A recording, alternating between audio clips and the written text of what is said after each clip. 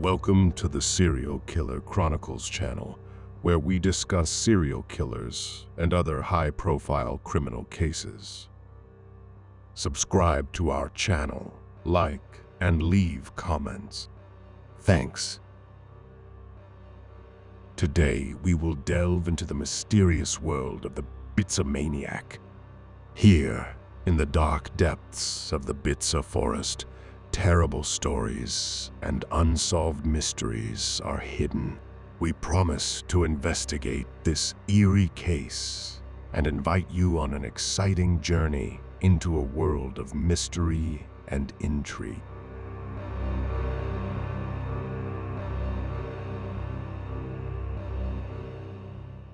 Let's start by exploring the area. Bitsa Forest, located in the southern part of Moscow, is famous for its beauty and mystery. This forest has been the site of many mysterious events over the years.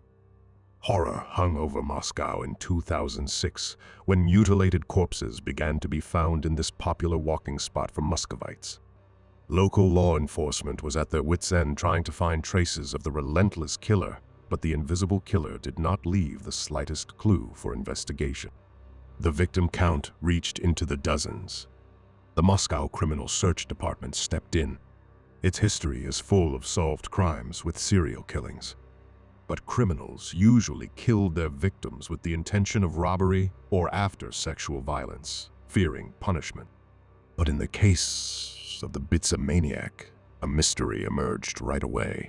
The killer was not a robber, and his victims usually alcoholics or life's failures looking for companionship in cheap beer halls, had nothing to steal. The only definition left was that this time the search target was a slaughterer, a killer who takes pleasure from the act of killing itself, a pathological personality, especially dangerous to society. This conclusion was confirmed by the death conveyor he launched. 20, 30, 40 victims with crushed skulls.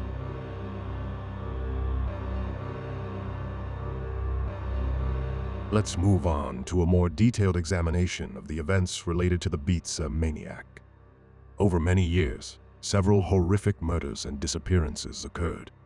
Experts determined that the main weapon of murder was a hammer with which blows were delivered.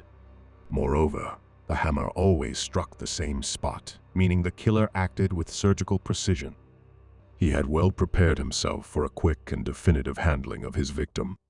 Despite blocking all entrances to the forest area, the killer almost daily left another mangled corpse and disappeared without a trace. The former head of the Criminal Search Department, who had retired, Anatoly Yegorov, suggested his colleagues play the role of bait. Disguised as a drunk, he went through all the entertainment venues near Bitsa, hoping the killer would finally surface. However, this did not work. Suddenly, information appeared in the capital's media that the horrors in Bitsa were over and the mysterious killer had been arrested. However, the Moscow Criminal Search Department quickly refuted this statement. Meanwhile, killings continued in Bitsa with the same distinctive features known to the police. With new victims, the killer seemed to be telling the detectives, "Don't confuse me with someone else. Here I am, and you won't catch me." The killer called the operatives to a game. This challenge was accepted, and the police stepped up their efforts in the search. This coincided with the killer's decision to change the plan and expand the crime zone in the capital. But the plan failed due to one fatal mistake, which I will tell you about later. The maniac was caught. Before the detectives stood an ordinary person with an unusual surname, Pichushkin, which did not match his sinister reputation at all. However, this visible appearance disappeared during the first interrogations when Pichushkin himself, without hiding his crimes, began to talk about the murders, describing them in detail, which horrified the detectives. He seemed to take pleasure in the details of the murders, and his eyes sparkled and his hands trembled. The listeners, being professionals, tried to restrain themselves to not express their anger. An inconspicuous and ordinary person in front of the detectives turned into a cruel killer. Perhaps it is such personalities as Pichushkin that inspired the creators of myths about monsters.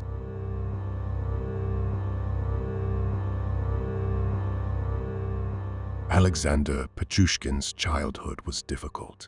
Born on April 9, 1974, in Mytishchi, a town near Moscow, his family's situation was complex. His father left when Alexander was just a year old, leaving his mother alone. But then Pichushkin's mother abandoned him, focusing on her personal life and the birth of a new daughter. His grandfather, who essentially became the boy's father figure, tried to engage his grandson in sports and installed a horizontal bar in the storage room where Alexander would do pull-ups. The grandfather was a real friend and mentor to the young man, but in 1988, he moved to be with his beloved woman. Deeply hurting his grandson, Pichushkin saw this act as a betrayal. From then on, the 14-year-old began to show aggression. He attacked younger and weaker boys, one of whom Pichushkin grabbed by the legs and threatened to crush his head.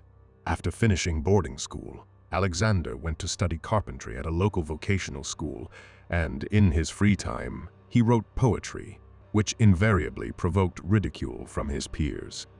Then Pichushkin tried to win their favor with generosity, lending money to anyone who wanted it. However, before doing so, he took a note from future debtors. "I am leaving life voluntarily because it is meaningless." The creditor explained, "If you don't return the money, I'll kill you, and it will seem like suicide." In 1992, Pichushkin decided to start killing people, pushed by the ongoing trial of the USSR's most infamous maniac, Andrei Chikatilo. The Rostov Ripper became Pichushkin's idol. He collected all the information about the serial killer. Alexander wore the same checkered shirts as Chikatilo, complemented by army boots. But he planned to surpass his idol. Ideally, Pichushkin wanted to kill 64 people, one for each square on a chessboard. Initially, Alexander thought to partner with a fellow student, Mikhail Odaichuk. The young men even discussed methods of crime, chose a hammer as their tool, and began planning who would be their first victim. Later, Odaichuk withdrew from these plans, but was afraid to tell Pichushkin directly. However, Pichushkin immediately noticed changes in his friend's behavior. Continuing to play along as a willing accomplice, Odaichuk signed his own death warrant. Pichushkin decided to start his criminal path with his murder. Pichushkin prepared for the murder of his friend for 3 months. In late July 1992, Pichushkin suggested to Odaichuk to look for a place in Bitsa Park where they would later lure their first victim. Bitsa Forest is meant for 2 things, murder and love, Alexander would say later. Odaichuk agreed to go to the park, not suspecting that he was looking for a grave for himself. Finding a well in the forest, Pichushkin attacked his friend, who did not expect the assault and did not try to resist. After strangling Odaichuk with a nylon rope, the killer threw his body down the well and went home.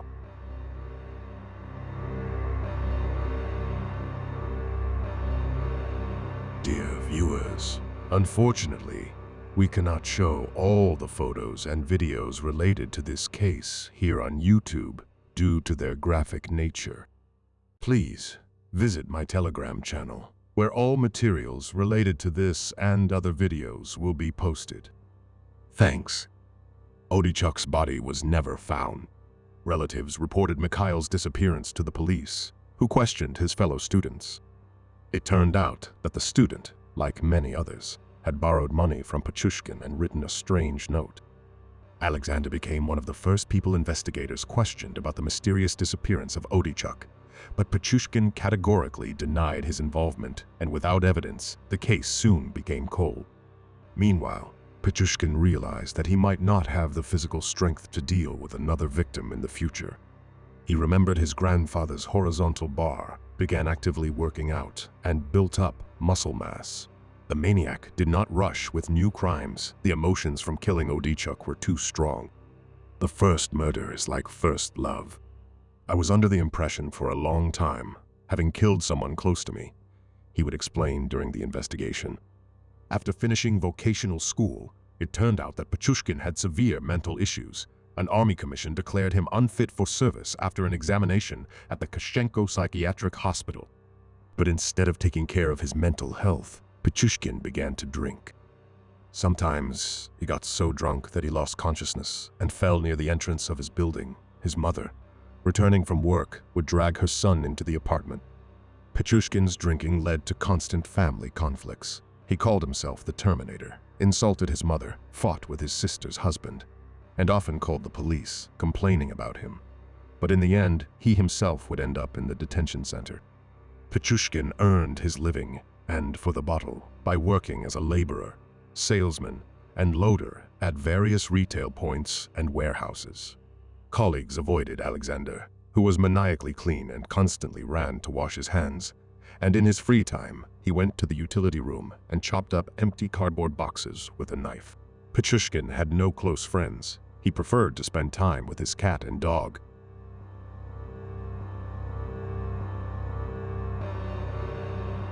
Alexander Pichushkin cherished his dog and cared for the animal until its old age when its legs failed. When the pet died, the owner buried it in Bitsa Park and then mourned for a long time.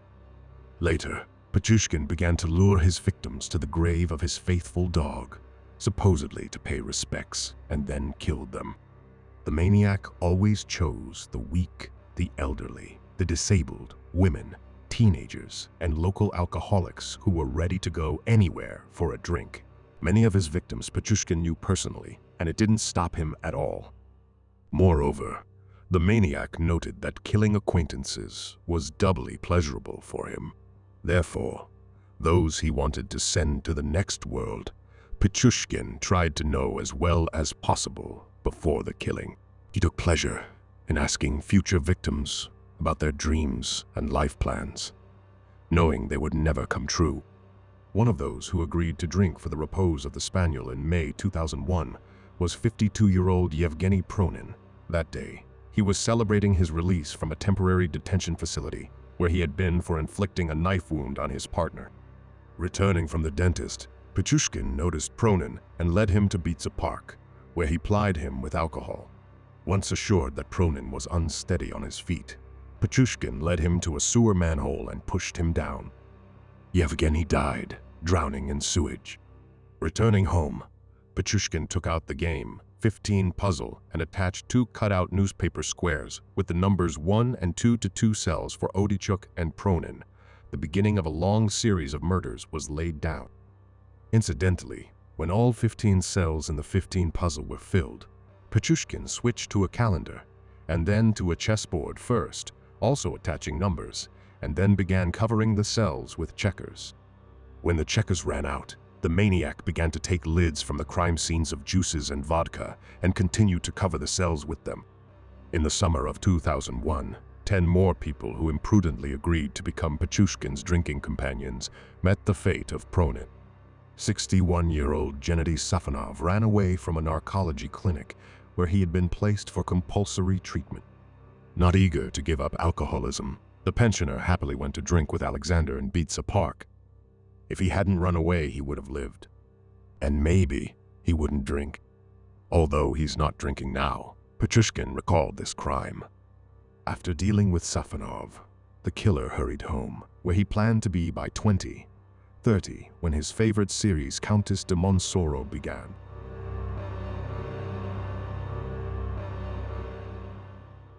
At the end of July 2001, the killer brought his 11th victim to the collector, 22-year-old Andrei Konovaltsev. However, when Pichushkin tried to push the young man into the open manhole, he made noise. 2 women passing by heard the call for help and started shouting, but the maniac managed to throw Konovaltsev down and fled. Doctors could not save Andrei, but police surveillance was established around the well.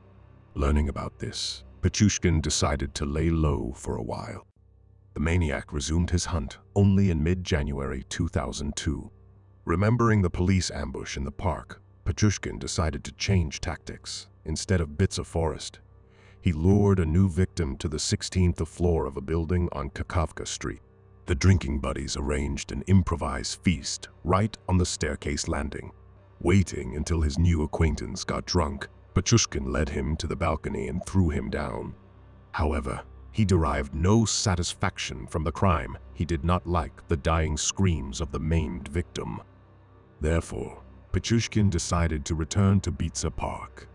On March 8 of the same year, Pichushkin marked a new murder. He congratulated his mother and sister on the holiday, and by evening he went to the park where 42-year-old disabled Alexei Fedorov was waiting for him. After getting the man drunk, the maniac killed him and threw his body into the sewer manhole. Fedorov's mother and brother looked for him going around with his photo to all nearby courtyards. One of those they asked about Alexei was Pichushkin himself.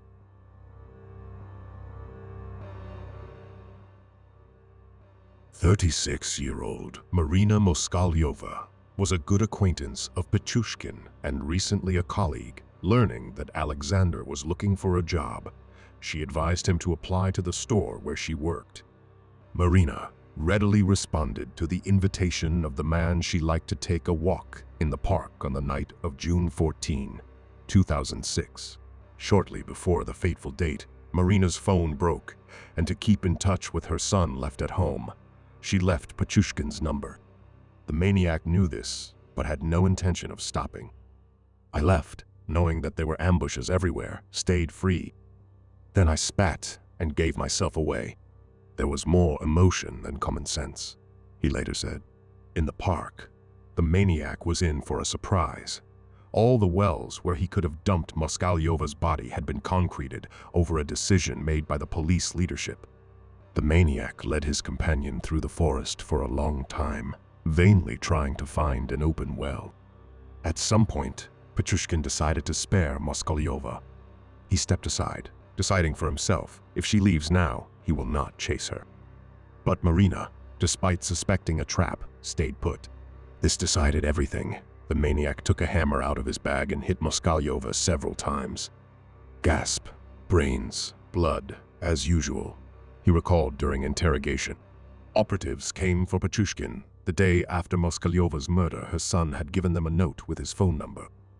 Also, cameras installed in the Moscow subway captured Marina on the day of her death, walking through the vestibule accompanied by Alexander.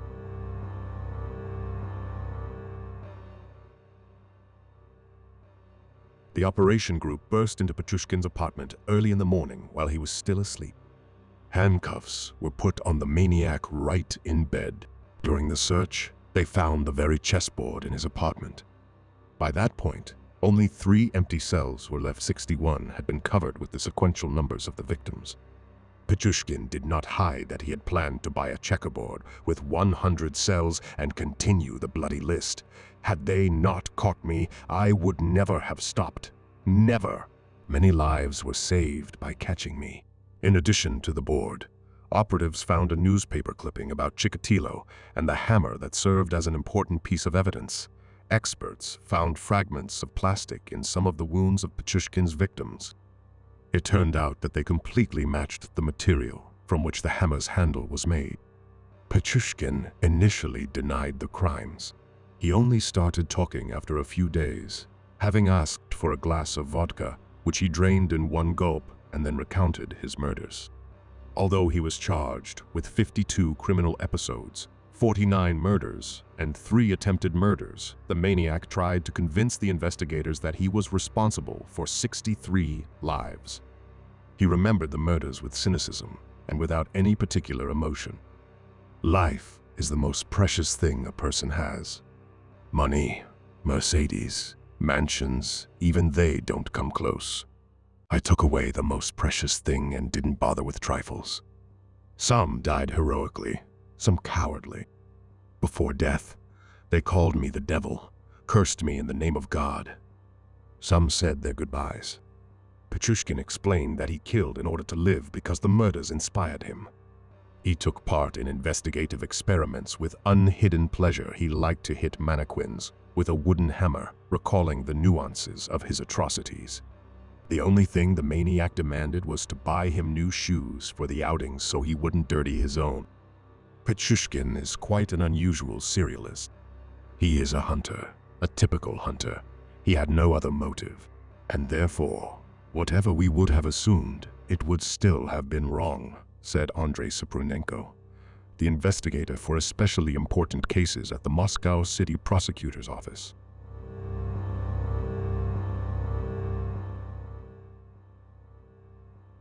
The court hearings for Pichushkin's case, who was found to be partially sane by psychiatrists, began in 2007. During the trials, the maniac behaved confidently and impudently, often refusing to testify. The killer even managed to threaten his lawyer, promising to chop him up like a fish and squash him like an insect.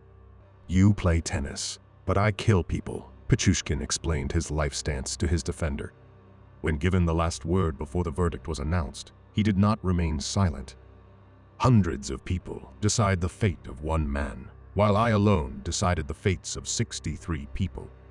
I alone was their prosecutor, jury, judge, and executioner. I performed all your functions. I alone decided who would live and who would not. I was almost like a god.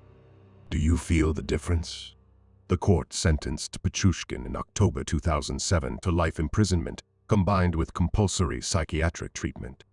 The maniac was dissatisfied with the verdict and filed an appeal, demanding to reduce the sentence to 25 years. However, his petition was denied, and soon the killer was transferred to the special regime colony Polar Owl, located in the settlement of Harp Yamalo Nenets Autonomous Okrug. On the way, one of the guards, unable to hold back, expressed to the condemned all that he thought of him. In the opinion of the jailer, the dark deeds of the maniac were a crime against life. "To live like you, that's a crime against life. Life turns away from such as you. Life sends people like me to people like you," Pichushkin sneered in response. At first, he was placed with Chechen terrorist Nurpashi Kulayev, who participated in the capture of a school in Beslan in 2004. But soon, the militant asked to be transferred to another cell. Pichushkin tormented him with his terrible revelations and promised to kill. Other cellmates of the maniac eventually made the same request to the administration of the colony. In the end, it was decided to transfer Pichushkin to a separate cell from where he still often moves to solitary confinement for insulting the guards. The only entertainment for the Bitsa maniac in the zone is a TV. He hardly reads books. Pichushkin does not want to work at the local production and cleans his cell with apparent reluctance. He complains that he gets very tired during the cleaning process. According to the convict, he lacks the 8 hours of sleep due in the zone. At the same time, his nightly nightmares are not of his murdered victims, but of his dog. Pichushkin still cannot forgive himself for not being able to save her. The serial killer still does not regret his crimes and does not repent. He considers himself a good person. The pluses: I'm very punctual. And the minuses? What minuses? Well, probably too kind. In your value system, I am evil, but in reality, you are the evil ones. Moreover, if he ever gets out, Pichushkin plans to immediately kill a couple of people, rape a woman, and drink vodka. I'll return to Bitsa Park. My hand remembers the hammer well. Thank you for watching. Very soon, exciting and terrifying new videos await you. So don't forget to subscribe, like this video, and leave a comment. It's